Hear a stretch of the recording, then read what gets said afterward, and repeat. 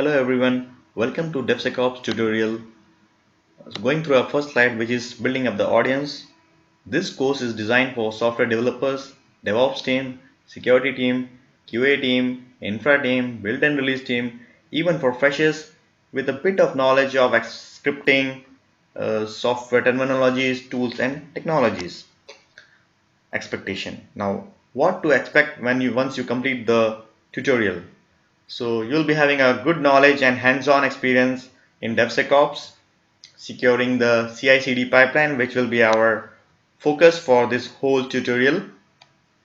You should also know this is a very rare skill in the market, which may land you with a quite good job offer and also an awesome opportunity to the upcoming DevSecOps field.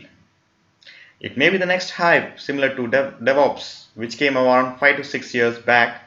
So maybe in the upcoming 2 to 3 years, I see DevSecOps moving towards DevOps moving towards DevSecOps. Now, how to secure the CI/CD? It is about integrating security in the CI/CD pipeline, which will help minimize the threats and vulnerabilities with every code checked in. So once a code is committed, the whole CI/CD framework will run, including the security phases. So it will help you protect the application or help us to analyze the threats and vulnerabilities being introduced with every code checked in. It will help the security team with the automation part.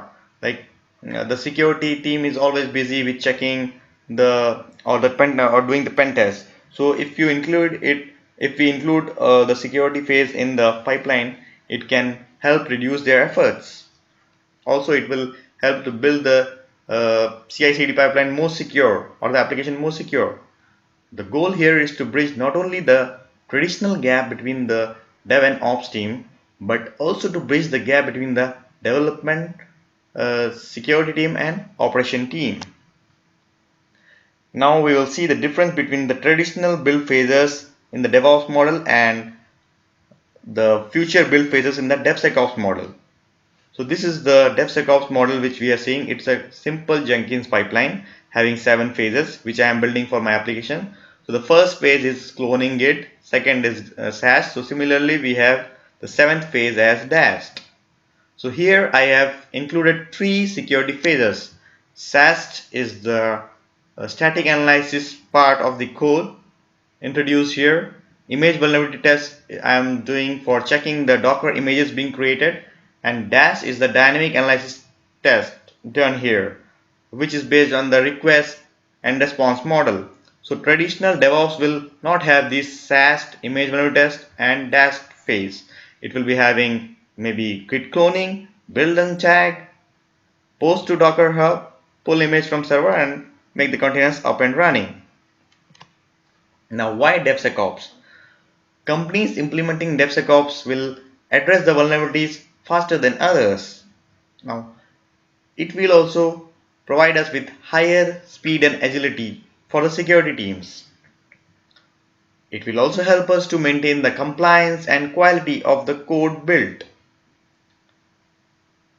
It will also help us to educate and follow the best practices for secure coding for the developers and also enable us to provide training and educate our infrastructure team how to maintain or deploy or configure the infrastructure securely.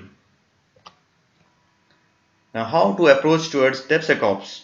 First of all, we should provide security training to the developers how to code securely.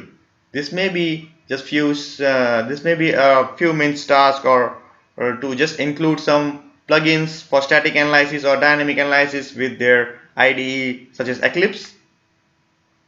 Then as developers they don't have much time for doing these things, so the best practice should be to include the security phases in the CI/CD pipeline, as we have done few slides back if you remember. So SAST, image vulnerability test and DAST are the security phases included in the CI/CD pipeline.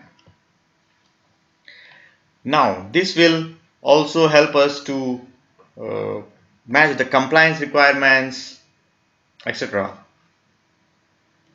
Now here we can define certain criteria on which the build can pass or fail. So in various phases, all the phases, we can define the criteria like how the build can pass from one phase to another. So in the SAS, we may define like if our vulnerability is more than 2 or 3, which is critical, it should not pass and the build should fail here.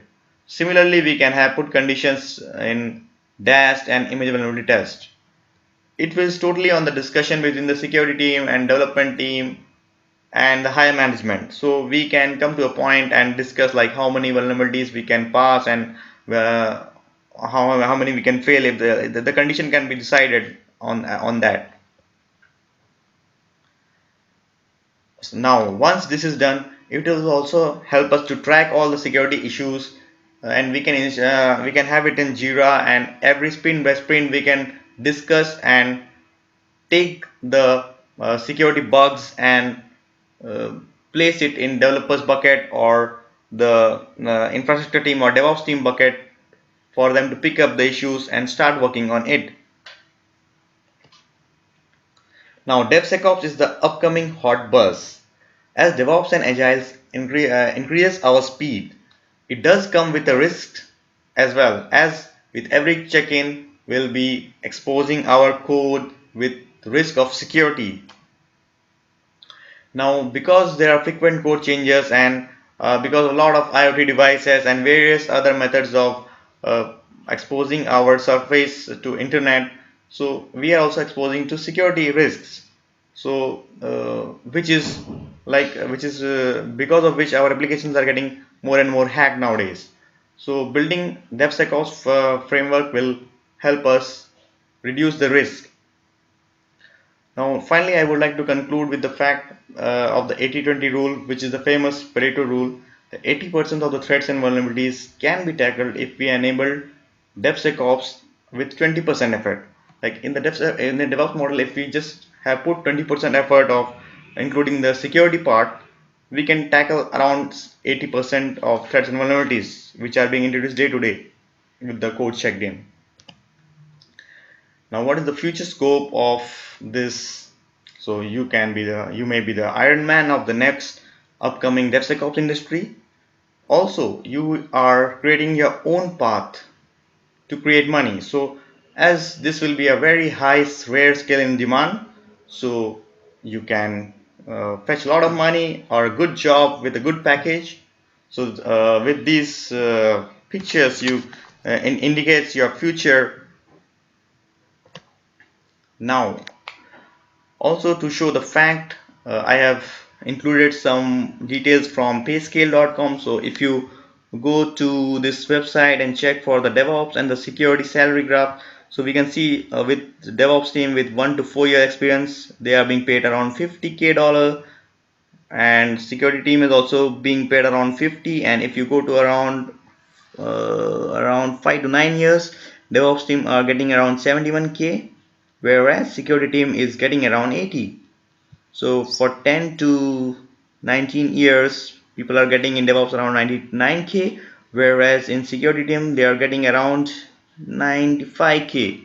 So we can conclude like the DevSecOps people will be getting around the same or maybe higher than this. Thank you.